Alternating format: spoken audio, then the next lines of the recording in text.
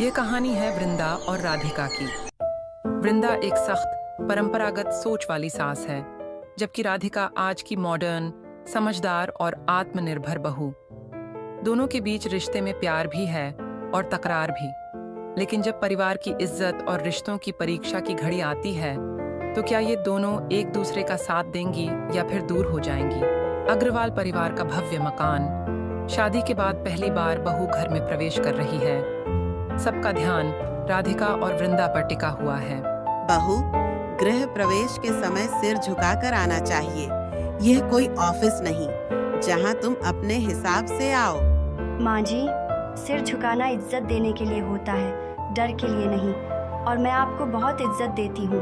अच्छा, ये तो आने वाले समय में पता चलेगा।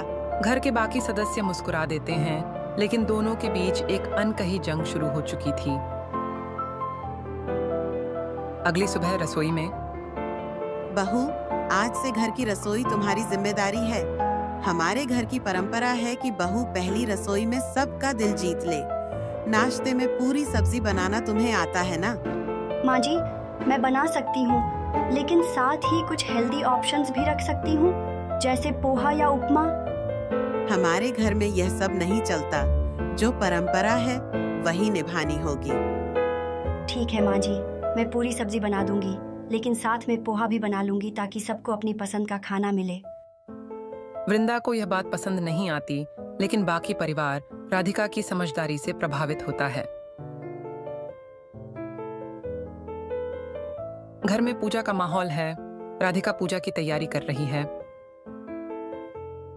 राधिका, पूजा में लाल साड़ी पहननी होगी और घूंघट रखना होगा। हमारे घर में औरतें खुले बाल और बिना घूंघट के पूजा नहीं करती। माँ जी, भगवान मन की भक्ति देखते हैं, कपड़ों की नहीं। मैं साड़ी पहन लूंगी, लेकिन घूंघट रखना मुझे सही नहीं लगता। बहू, तुम हर बात में अपनी सोच क्यों चलाती हो? माँ जी, मैं सिर्फ अपनी सोच नहीं, अपने आत्मसम्मान की बात कर रही हूँ। परंपराएं निभाऊंगी, लेकिन अपनी पहचान खोकर नहीं। घर का माहौल तनावपूर्ण हो जाता है, लेकिन राधिका के पति विशाल बीच में आकर माहौल संभालते हैं। राधिका अब घर में खुद को एडजस्ट करने की कोशिश कर रही थी, लेकिन सिर्फ वृंदा ही नहीं, परिवार के बाकी सदस्य भी उसकी परीक्षा ले रहे थे। ड्राइंग रूम में, जहां वृंदा, उनकी छोटी ननद सविता और अन्य महिलाएं बैठी हैं। भाभी जी, आप तो बहुत स्मार्ट हैं, ऑफिस भी संभालती हैं, घर भी। लेकिन हमें तो लगता था कि नौकरी करने वाली लड़कियां घर के कामों में उतनी अच्छी नहीं होती। सविता दी, यह सब सोच पर निर्भर करता है। जो चाहें वे दोनों काम कर सकते हैं। मेरे लिए परिवार और करियर दोनों ही जरूरी हैं। परिवार के लिए समय निकालना भी जरूरी होता है बहू। ऑफिस तो चलता रहेगा, लेकिन घर की जिम्मेदारियां कभी खत्म नहीं होती। माँ जी, मैं पूरी कोशिश कर रही हूँ कि दोनों को बैलेंस कर सकूं। अगर मुझसे कोई गलती हो तो आप बताइए, मैं सुधार लूंगी। वृंदा को कोई ठोस जवाब नहीं सूझता, लेकिन वह अंदर ही अंदर सोचने लगती है कि राधिका गलत नहीं है। घर में दिवाली का माहौल है। राधिका पूरे जोश से घर की सजावट में लगी हुई है।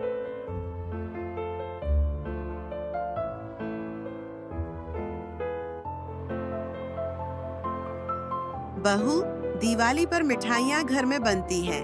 बाजार की मिठाइयाँ हमारे यहाँ नहीं खाई जाती। जी माँ जी, मैंने हलवा और गुलाब जामुन बना लिए हैं, लेकिन कुछ मिठाइयाँ बाहर से भी मंगा ली हैं, ताकि सबको उनकी पसंद की चीज मिल सके। अरे, घर की बनी चीजों का स्वाद ही अलग होता है। बाहर की चीजों में कोई शुद्धता नहीं होती। माँ जी, आपका कहना सही है, लेकिन कभी कभी बदलाव भी जरूरी होता है। वैसे भी मैंने देखा कि सविता दी को केक बहुत पसंद है, तो उनके लिए खास तौर पर मंगवाया है। सविता खुश होकर राधिका की तारीफ करती है और वृंदा को भी एहसास होता है कि राधिका हर किसी की पसंद का ध्यान रखती है। एक दिन वृंदा अपनी सहेलियों के साथ किटी पार्टी में जाती है। वहां दूसरी औरतें उनकी बहू की आलोचना करने लगती हैं। अरे वृंदा जी, आपकी बहू को तो हमने कई बार जीन्स टॉप में देखा है। हमारे जमाने में तो बहुएं ऐसे कपड़े पहनने की सोच भी नहीं सकती थीं, और वह नौकरी भी करती है, तो क्या आपको डर नहीं लगता कि कहीं वह परिवार से ज्यादा करियर को महत्व न देने लगे। अचानक एहसास होता है कि राधिका को लेकर उसकी सोच भी कभी ऐसी ही थी, लेकिन अब वह राधिका की समझदारी को पहचानने लगी थी। मेरी बहू बहुत समझदार है। वह परिवार और करियर दोनों को बखूबी संभाल रही है। कपड़ों से किसी की सोच का अंदाजा नहीं लगाया जा सकता। और हाँ, कामकाजी होने का मतलब यह नहीं कि उसे परिवार से प्यार नहीं है। सभी औरतें चौंक जाती हैं क्योंकि वृंदा ने पहली बार अपनी बहू का खुलकर समर्थन किया था। एक दिन वृंदा की अचानक तबीयत खराब हो जाती है। राधिका बिना कुछ सोचे समझे उनकी देखभाल में लग जाती है। बहू, मुझे माफ कर दो। मैं तुम्हें हमेशा गलत समझती रही, लेकिन आज तुम्हारे प्यार और परवाह ने मेरी सोच बदल दी। माँ जी, मैं बस यही चाहती थी कि आप मुझे अपनी बेटी की तरह अपनाएं। हर रिश्ता प्यार और समझदारी से निभाया जाता है, न कि परंपराओं की बेड़ियों में बांधकर। वृंदा की आंखों में आंसू आ जाते हैं और वह राधिका को गले लगा लेती है। अब वृंदा और राधिका के बीच सास बहू का नहीं, बल्कि माँ बेटी जैसा रिश्ता बन चुका था। छोटी छोटी नोकझोंक तो अब भी होती थीं, लेकिन उनके रिश्ते की नींव अब प्यार और सम्मान पर टिकी थी।